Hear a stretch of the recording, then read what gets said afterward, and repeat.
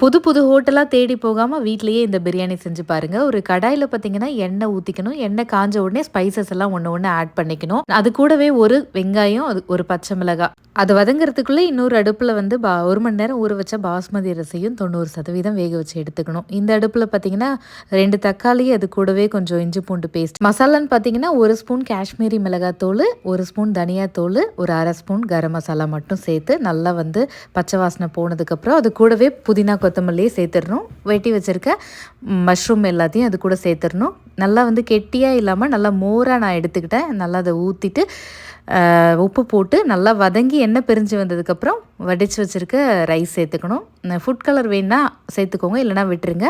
அது மேலேயே வந்து நெய், அப்புறம் புதினா கொத்தமல்லி, கொஞ்சோண்டு ஒரு பிஞ்சு கரம் மசாலா தூள் மேலே தூவி நல்லா வந்துட்டு ஒரு தோசை டவா ப்ரீ ஹீட் பண்ணி அது மேலே வச்சுட்டு 20 நிமிஷம் கழித்து ஓப்பன் பண்ணோம் அப்படின்னா நம்ம